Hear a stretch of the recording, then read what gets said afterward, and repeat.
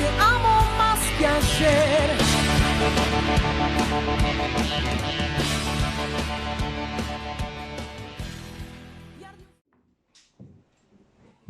Bendiciones, hermanos. Permítanme sacar esta cosa. El Señor les bendiga. Es bueno estar aquí. Fíjense que estaba haciendo memoria de la última vez que yo estuve con ustedes y estaban ustedes en la casa ya. Entonces hacía tanto tiempo que no estaba con ustedes, ¿no? Nos han obligado las circunstancias a distanciarnos un poco. Lo de la hermana Delia, a la única que puedo reconocer con mascarilla. Bueno, hermanos, Álvaro decía que se acomodara, yo decía como eso, porque yo lo voy a incomodar con la palabra del Señor ahora. Siempre la palabra de Dios trae un poco de incomodidad, porque la Biblia dice que la Escritura es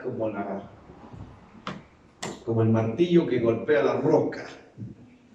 Así que si alguien viene hoy día un poco así apretado, ¿no?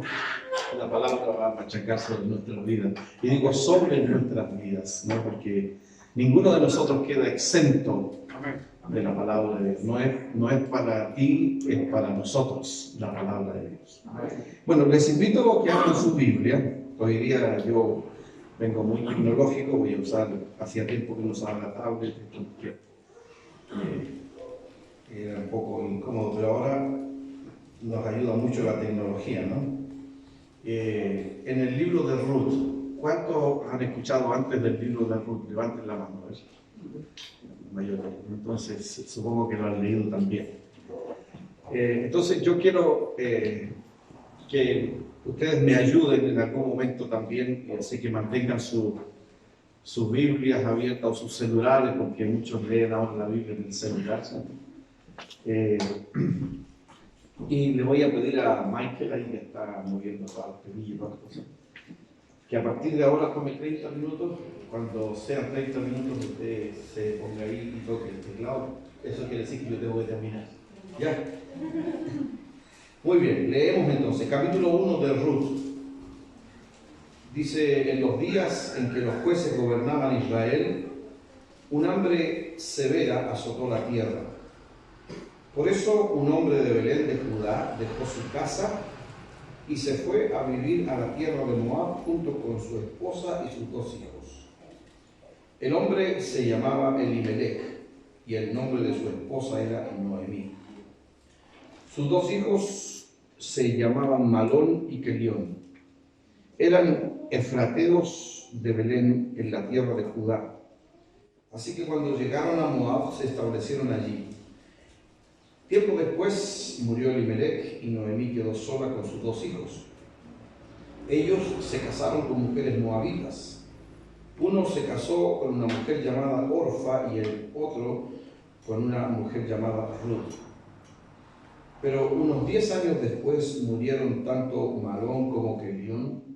Entonces Noemí quedó sola, sin sus 2 hijos y sin su esposo. Estando en Moab, Noemí se enteró que el Señor había bendecido a su pueblo en Judá al volver a darle buenas cosechas. Entonces Noemí y sus nueras se prepararon para salir de Moab y regresar a su tierra natal. Acompañada por sus 2 nueras, partió del lugar donde vivía y tomó el camino que las llevaría de regreso a Judá. Sin embargo, ya puestas en camino, Noemí les dijo a sus 2 nueras: vuelva cada una a la casa de su madre y que el Señor las recompense por la bondad que mostraron sus esposos a mí. Que el Señor las bendiga con la seguridad del nuevo matrimonio. Entonces les dio un beso de despedida y todas se echaron a llorar desconsoladas. No, les dijeron, queremos ir contigo a tu pueblo. Pero Noemí respondió: ¿por qué habrían de continuar conmigo? ¿Acaso puedo tener más hijos que crezcan y sean sus esposos? No, hijas mías, regresen a la casa de sus padres, porque ya soy demasiado vieja para volverme a casar. Aunque fuera posible, y me casara esta misma noche y tuviera hijos varones, entonces ¿qué? ¿Esperarían ustedes hasta que ellos crecieran y se negarían a casarse con algún otro? Por supuesto que no, hijas mías. La situación es mucho más amarga para mí que para ustedes, porque el Señor mismo ha levantado su puño contra mí. Entonces volvieron a llorar juntas y Orfa se despidió de su suegra con un beso, pero Ruth se aferró con firmeza a Noemí. Mira, le dijo Noemí, tu cuñada regresó a su pueblo y a sus dioses. Tú deberías hacer lo mismo. Pero Ruth respondió, no me pidas que te deje y regrese a mi pueblo, a donde tú vayas, yo iré. Donde quiera que tú vivas, yo viviré. Tu pueblo será mi pueblo y tu Dios será mi Dios. Donde tú mueras, allí moriré y allí me enterrarán. Que el Señor me castigue severamente si permite que algo nos separe aparte de la muerte. Vamos a leer hasta ahí nomás esta lectura, que por cierto está en la versión NTV, ¿no? Por eso es un poco distinta a la Reina Valera, ¿no? Así que si alguno se perdió un poco en la lectura, yo me estaba perdiendo. Entonces esa es la razón. Bueno, quiero, hermanos, hablarles en esta mañana, y voy a usar una palabra que nunca uso, brevemente, de tomar las decisiones correctas. Ese es el tema de esta, tomar las decisiones correctas. ¿Cuántos de ustedes alguna vez se han enfrentado a tener que tomar una decisión? A ver, levante la mano. Por ejemplo, hoy día cuando se levantaron, tomaron la decisión de tomar desayuno, café, té, café con leche, pan con margarina, pan solo, porque no había nada más. Todos los días, a cada rato, en cada momento, nosotros enfrentamos la situación de tener que tomar una decisión. Ahora, un poquito con más honestidad, ¿cuántos de ustedes han tomado una decisión equivocada alguna vez? Levante la mano. Creo que eso también es parte de nuestra vida, ¿no? Las decisiones. Pero cuando nosotros nos enfrentamos en la vida a cualquier cosa, estamos expuestos a tomar decisiones. No podemos vivir la vida sin tomar decisiones.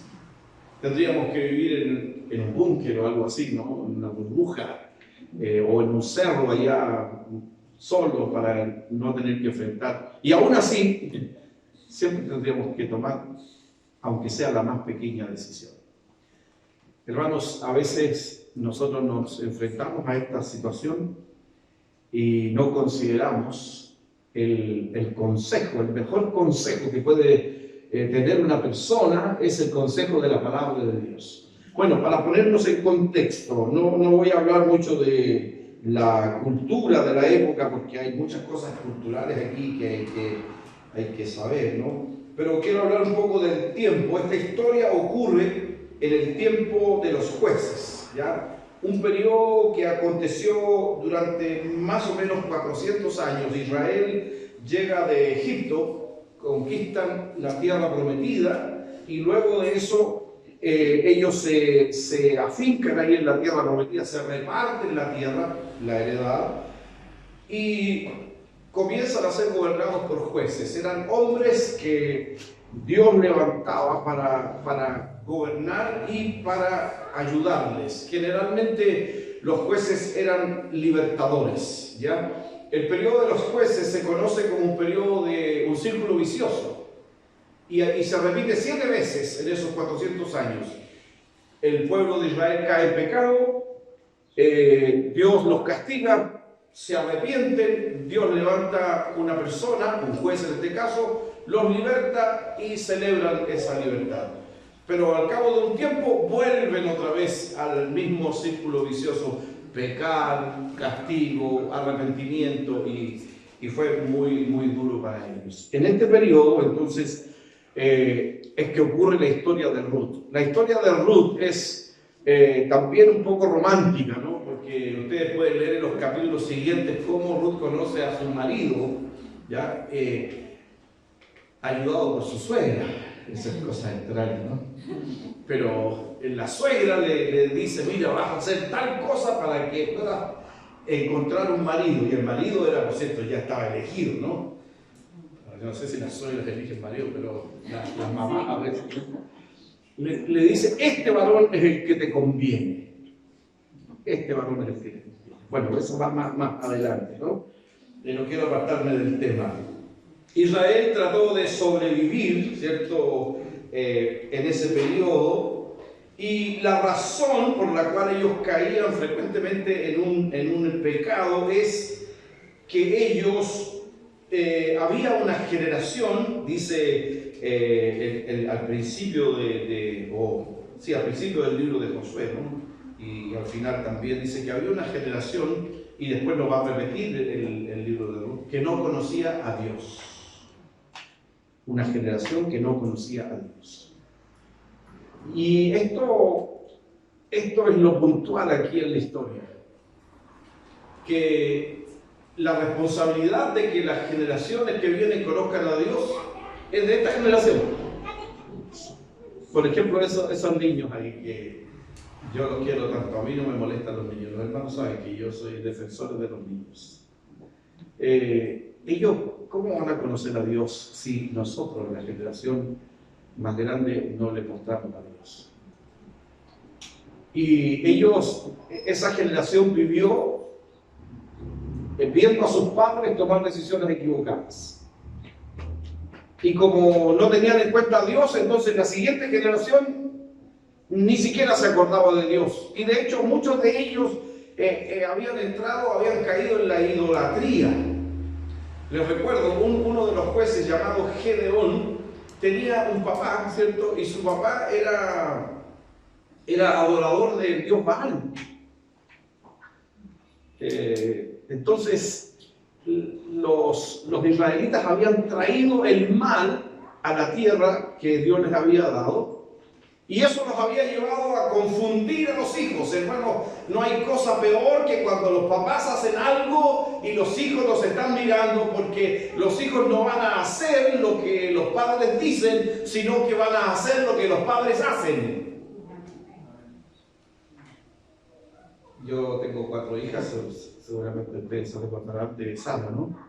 ¿No? Sara, bueno, pero algunos se acuerdan de Sara. Sara es el conchito que me queda todavía soltera. Y ella y las otras tenían como afición rayarme los libros. De pronto yo encontraba un libro y estudiaba el nombre escrito, habíamos mal escrito, pero escrito el nombre de ellos, de ellas. Porque siempre me veían con un libro abierto ahí, escribiendo, entonces pensaban que eso había que hacer, rayar el libro. Otra cosa que hicieron ellos, por mucho tiempo, fue tomar mis herramientas. Las sacaban al patio, las tiraban por la reja para afuera y bendecían al mundo con mis herramientas. Porque ellas veían que a veces yo trabajaba en la casa haciendo algunas cosas, bien o mal, pero las hacía. Entonces hacían lo que yo hacía también. Aunque yo les dijera lo contrario, era el ejemplo. Y nosotros le damos ejemplo a nuestros hijos y a la generación que nos está mirando con lo que hacemos, no con lo que decimos, porque nosotros nos podemos parar aquí y podemos transpirar gritando que hay que servir a Dios, pero si nosotros no servimos a Dios, ¿de qué sirve? Algunos papás me preguntan, ¿cómo hago para que mis hijos se entusiasmen con ir a la iglesia? Entusiasme si usted le dio bien. Porque si el papá dice, otra vez domingo hay que levantarse para ir a la iglesia, bueno, los hijos van a hacer lo mismo. Si el papá, la mamá llegan a la iglesia con los hijos y están ahí sentados, no levantan la mano, no aplauden, ¿no? Y hay que estar motivándolo, ya, pues levanten la mano. Los hijos van a mirar al papá, no van a mirar al pastor. El pastor no es el referente. El referente es el papá, la mamá, la abuela, quien lo está criando, ese es el referente. Y para que la siguiente generación sea una generación que viva para el Señor, nosotros ahora tenemos la responsabilidad de vivir para el Señor. Y para eso debemos tomar decisiones correctas. Entonces, ¿Qué perdemos? Primera cosa, ¿qué perdemos cuando tomamos decisiones equivocadas? ¿Qué perdemos? De acuerdo al texto que hemos leído, ¿no? Lo primero que se pierde es nuestra situación, no está en orden, pero sí es las cosas que puedo rescatar yo de la Escritura. Es la situación geográfica. Alguien podría decir no tiene mucha importancia, pero para ese entonces sí tenía importancia. Moab, la tierra donde se fueron a vivir estos israelitas, era una tierra maldecida por Dios. Dios le dijo a los israelitas que jamás hicieran alianza con los moabitas y con los edomitas no, los moabitas y los amonitas. Dios les prohibió alianza con ellos por dos razones: porque les impidieron el paso cuando ellos venían en el peregrinaje hacia la tierra prometida y no los dejaron pasar. Esos fueron los moabitas. Y una razón más antigua todavía, porque Amón y Moab eran hijos de un incesto. Eran hijos de las hijas de Lot. Ustedes le doy tarea para que lean la historia de esos dos hijos. Entonces Dios dijo, con ellos no se metan. Frente al primer problema, frente a la primera circunstancia difícil, entonces esta familia judía se fueron a vivir a la tierra maldecida. Hermanos, lo peor cuando nos encontramos en situaciones difíciles es hacer alianza con el mundo, porque vamos a perderlo todo, porque el mundo es astuto, porque el mundo es malo. No importa cómo uno lo quiera pintar, las cosas que hay en el mundo no debemos amarlas, porque no nos sirven. Les dije que lo quiero incomodar. Habitar en tierra ajena, habitar en tierra de maldición, hacer alianza con personas o con medios que no son los adecuados para los creyentes, es una pérdida que el creyente tiene cuando toma malas decisiones. Estar en el lugar donde Dios no quiere que estés, considerar hacer cambios en la vida solo porque a mí me parece que es bueno, acompañarse de las personas que no edifican, produce una pérdida en la vida del creyente. Ningún amén por ahora. Segunda cosa que se pierde es la pérdida de cobertura. Salirse de la cobertura del Señor es abandonar la seguridad. No hay cosa más segura que estar en Cristo. Aleluya, a ver si hay más amenes. No hay cosa más segura que estar en Cristo. Aleluya. Es la palabra de Dios la que nos va a mencionar esto, ¿no? Cuando nos salimos de la cobertura del Señor, quedamos a expensas de la limosna o de las migajas que caen de la mesa. Salirse de la cobertura del Señor es comer de la comida de los cerdos, como el hijo pródigo. Teniendo toda la riqueza y toda la comodidad, decide partir porque a él le pareció mejor. ¿Dónde terminó? Comiendo, y ni siquiera comiendo porque no le daban. Los cerdos se alimentaban mejor que él. Y aquí hablamos perder cobertura física y perder cobertura espiritual. Perder cobertura es abandonar el medio que nos ha brindado seguridad. Me voy de esta iglesia porque en esta iglesia no hay amor.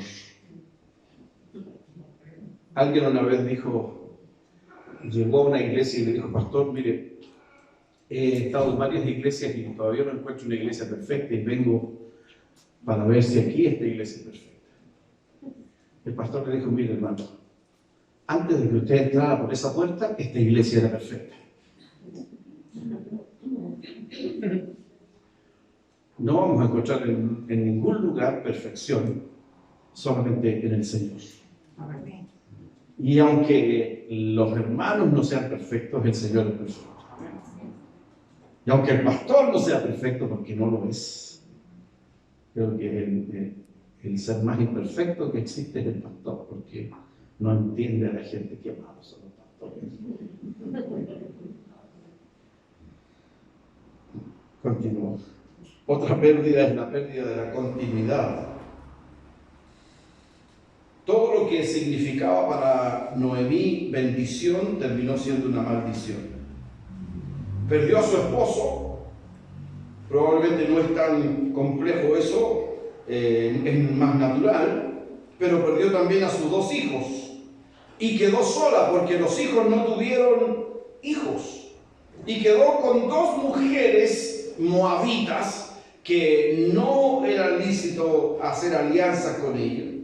Mujeres que no prometían ningún futuro.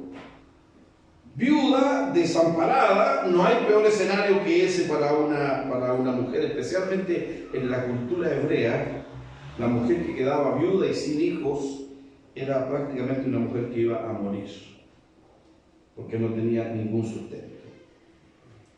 Tal vez en ese tiempo era muy complejo, tal vez hoy día no sea tan difícil para el mundo occidental o para la mujer de hoy, que es más empoderada, ¿cierto? La mujer queda sola y sale a trabajar y encuentra trabajo en lo que sea, y nosotros conocemos historias pero extraordinarias de mujeres que han sacado adelante su familia porque son mujeres aguerridas, porque la mujer es más fuerte. Yo no sé quién le puso a Pedro Pedro, fue el vaso frágil, ¿no?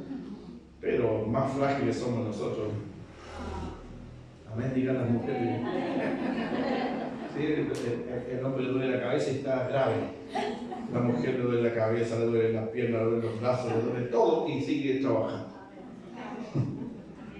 Pero para ese entonces, una mujer desamparada, viuda, sin hijos, sin nietos, sin nada, era lo peor que podía pasar. No tenía esposo, por lo tanto no tenía sustento. No había hijos, por lo tanto no tenía descendencia. Y eso era la ruina, especialmente para una mujer adulta o anciana. Solo le quedaba vivir de la misericordia de los demás. Y eso ocurre cuando abandonamos al Señor. Se retrasa o se pierde todo nuestro crecimiento. No podemos seguir sirviendo como lo hacíamos antes al Señor porque no tenemos continuidad bajo su gracia. Y una pérdida más es la pérdida de esperanza. A ver si ustedes me ayudan ahora y lee alguien el versículo 20. El versículo 20, capítulo 1, versículo 20. Antiguo, Y ella le respondió: no me llaméis Noemí, sino llamadme Mara, porque en grande amargura me has puesto el Todopoderoso. Ninguna esperanza, ni siquiera quería que le llamaran por su nombre propio. ¿Cómo te gustaría que te llamaran, Álvaro?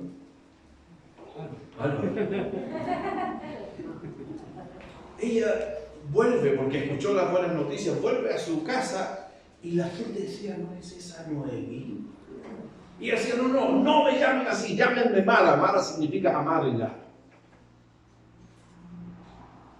Porque había perdido toda esperanza de la vida. Solo le quedaba la compañía en ese momento de una mujer moabita llamada Ruth, que además corría el riesgo de ser rechazada por el pueblo de Noemí, porque era una mujer gentil, extranjera y de una nación maldecida además. Cuando se pierde la esperanza, se pierde el deseo de seguir adelante. Lo que nos sostiene a nosotros, hermanos, no es un mundo mejor.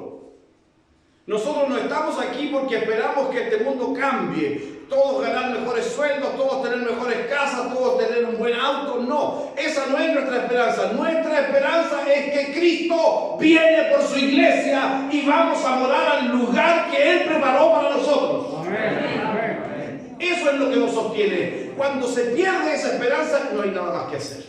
No importa lo que logre, no importa lo que alcance, no importa nada. Lo que ocurrió o lo que ocurre es que si no hay en qué esperar, estamos entonces estancados. Se pierde la esperanza y se abandona todo lo que se ha planeado. Muy bien, ahora hablemos de las bendiciones. Salimos de esta cosa. Hablemos de las bendiciones. Las decisiones correctas nos llevan a recibir bendiciones de parte de Dios. En primer lugar, recibimos un lugar de seguridad. ¿Qué significa tu segundo nombre?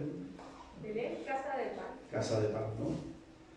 Este nombre, les cuento una historia personal, ¿no? Mi tercera hija se llama Belén y es el único nombre que tiene. No le pusimos otro nombre porque no había ninguno que rimara con el primer nombre. Siempre Belén rima con el segundo nombre. O sea, Anita Belén, María Belén, no sé.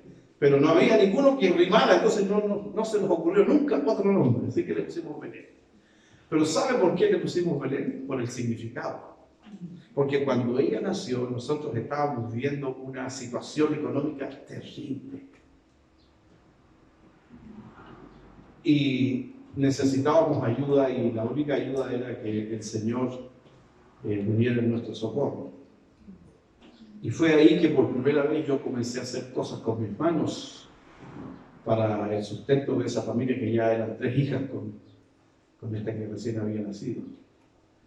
¿Y sabe lo que nos sustentó? El pan amasado.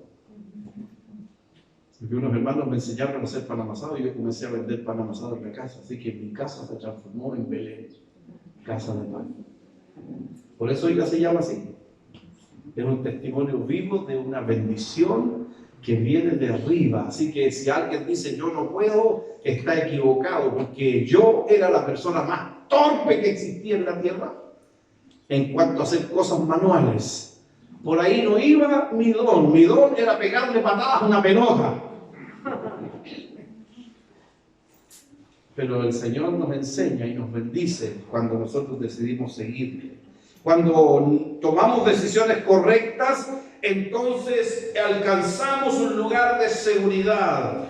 Llegó la buena noticia, dice el versículo 6, de que Dios había visitado a Israel, que en casa había bendición otra vez. Hermanos, ojalá nunca se le ocurra dejar la cobertura del Señor, pero si alguna vez usted hace eso, piense en sus hermanos que se quedaron, usted va a ver que sus hermanos seguirán bendecidos y usted estará luchando allí en el mundo tratando de sobrevivir, cuando en la casa del pan siempre hay pan. Aleluya, gloria a Dios. Dios había visitado a su pueblo con bendición. La buena noticia para hoy es que Dios nunca ha abandonado a su pueblo. El pecado de la nación la había llevado a una decadencia. Hermanos, lo bueno es que hoy día el Señor nos juzga individualmente o personalmente. Nadie paga por el pecado de otro.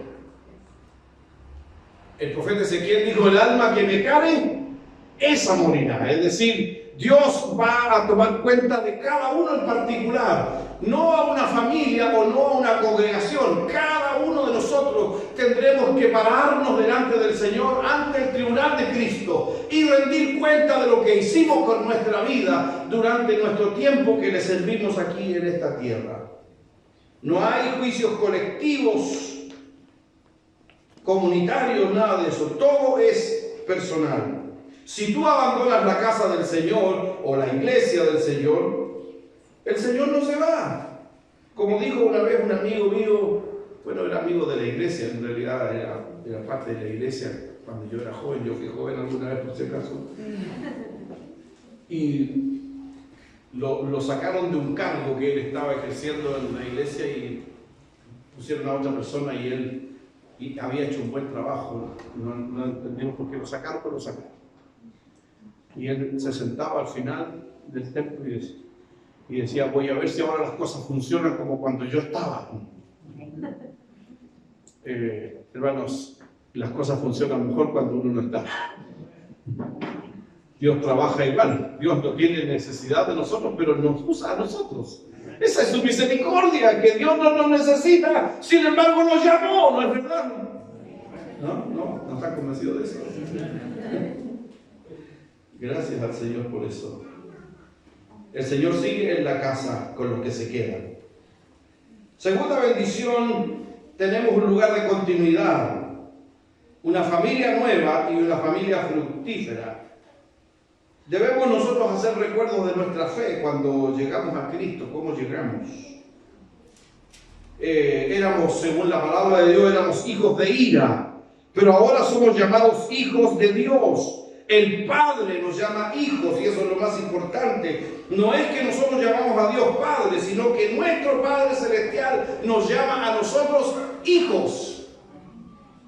A todos los que le recibieron, a los que creen en su nombre, les dio potestad de ser hechos hijos de Dios. Pablo dice que fuimos adoptados hijos suyos por el puro afecto de su voluntad. También dice que ya no somos ni extranjeros ni advenedizos, sino conciudadanos de los santos y miembros de la familia de Dios. Dos cosas importantes que hay aquí. Tal vez alguno ha vivido esta situación, ¿no? Primero dice que no somos extranjeros. ¿Hay alguien que no sea chileno aquí? Todos son chilenos. ¿Tienen algún extranjero en la iglesia? No, pero que aunque no esté aquí, ¿sí?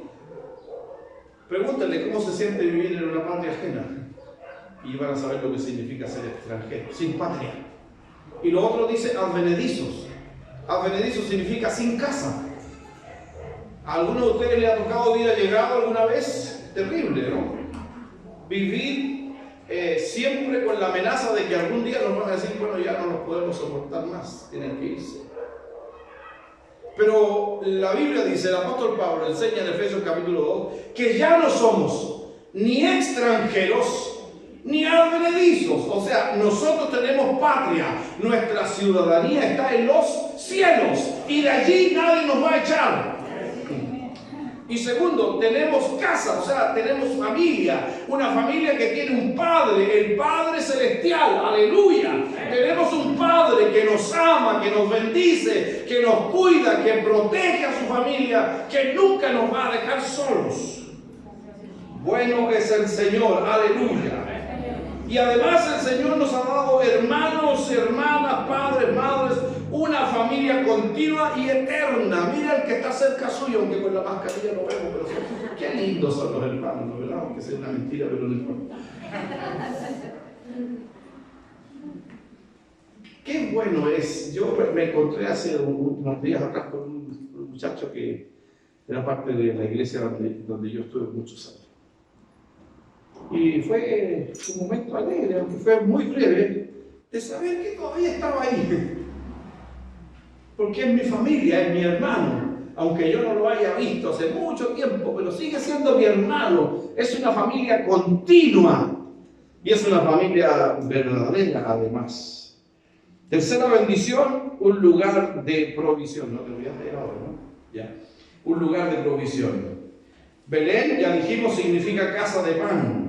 Es un nombre profético para la ciudad, porque en ese tiempo la buena noticia que se le dio al pueblo fue: hay pan otra vez en la casa del pan. Porque las sequías y el juicio de Dios y también el robo, porque los enemigos le robaban la cosecha del trigo. Y si ustedes recuerdan la historia de Gedeón estaba escondido en una cueva trabajando ahí, limpiando el trigo, porque venían los enemigos y se lo robaban. Y si no hay cosecha, si hay sequía y si se roban el trigo, no hay pan. Pero ahora el Señor levantó un libertador y le dio de nuevo buenas cosechas para tener buen pan. Aleluya. Jesús dijo: yo soy el pan que descendió del cielo. El que come de este pan no tendrá hambre jamás. Aleluya. No necesitamos pan de la panadería, necesitamos pan del cielo. Y el pan del cielo es Cristo, y Él es eterno, dura para siempre, no como el maná que comieron los israelitas en el desierto, que duraba solamente un día y después se echaba a perder. Este pan dura para siempre, es eterno, usted puede comer de él. El Señor nos ha dado no solo provisión material, sino también espiritual, que es la más importante. El profeta Isaías dice en el capítulo 55: a todos los sedientos, venid a las aguas, y los que no tienen dinero, venid comprar, comer, venid comprar sin dinero y sin precio vino y leche. Un lugar de esperanza. Cuarta bendición, un lugar de esperanza. Cuando nosotros miramos al mundo, perdemos todas las esperanzas porque todo nos defrauda. Usted mira hacia afuera, mira a la gente, mira a los gobernantes, mira a todo el mundo y usted se da cuenta que todo el mundo defrauda. Y en este tiempo, que estamos en tiempo de cercano a las elecciones, las promesas van y vienen y nunca llega nada de lo que prometen. Solo les llega a ellos. Pero cuando miramos al Señor nos damos cuenta que las promesas de Dios son fieles y verdaderas. Pablo dice en Romanos capítulo 5, nos gloriamos en la esperanza de la gloria de Dios. Y no solo esto, sino que también nos gloriamos en las tribulaciones. Tenemos muchas palabras de esperanza en las Escrituras. El apóstol Pablo le dice a los corintios, si este tabernáculo terrenal, se refiere a su cuerpo, se deshiciere, tenemos uno hecho no de manos en los cielos. Aleluya. Esperanza se llama esto, esperanza. Y termino, este es un bonus track, un lugar de salvación. Belén fue el lugar donde nació Jesús. ¿Qué les parece, no? La mujer moabita llamada Ruth se casó con un israelita llamado Booz.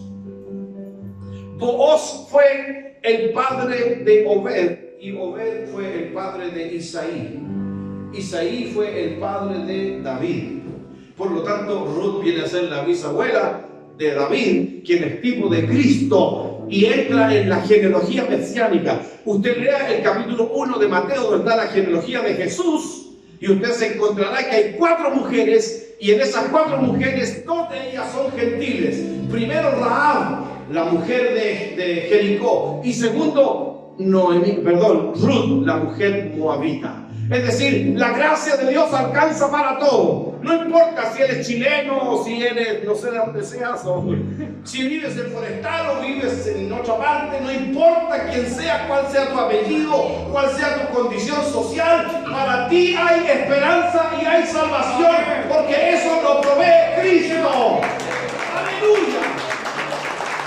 Gloria a Dios. Bueno, creo que es tiempo de hacer un balance entre las pérdidas y las ganancias. Mike sabe de balance, ¿no? Los dolores de cabeza que le dan los balances muchas veces, ¿no? Y cuando tiene que decirle al dueño del negocio o de esa contabilidad, estamos mal aquí, estamos en rojo. O cuando tiene que alegremente decirle, hay ganancias. Pero cuando usted mira la contabilidad de Dios, siempre hay ganancia. Y lo mejor de todo, que a pesar de nuestras malas decisiones, Dios revierte todas las cosas y las convierte en bendiciones. Eso es lo que significa Romanos 8:28. Y sabemos que para los que aman a Dios, todas las cosas ayudan a bien. Es decir, aún nuestras malas decisiones. Esto es a los que conforme a su propósito son llamados. Póngase de pie, hermanos, póngase de pie un momento. No importa si usted no haya tomado malas decisiones o si las ha tomado, yo no lo sé, el Señor lo sabe. Pero haga un balance en su corazón. No pensando en el que está al lado diciendo, ay, que está allá. No. Mire hacia adentro su corazón. Y cómo han sido sus decisiones en el último tiempo.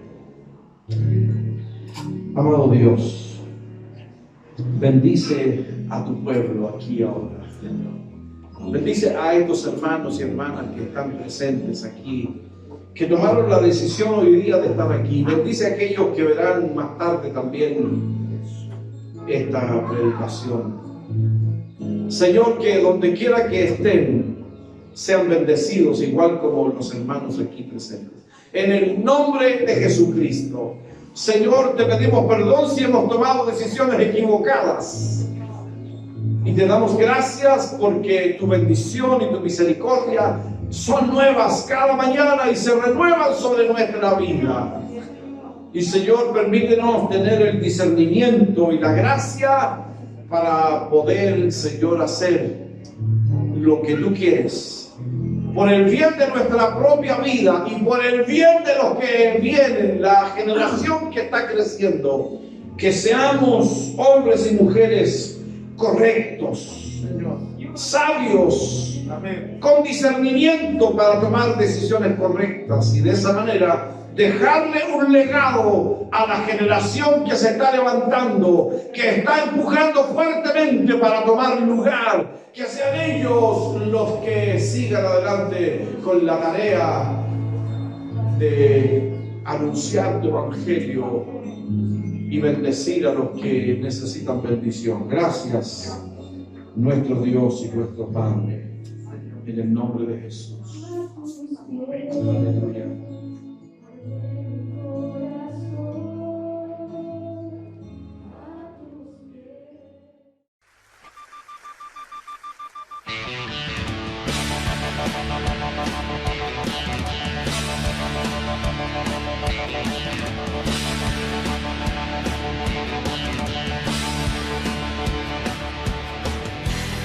De pequeña le dije a Dios, solo a ti te seguiré.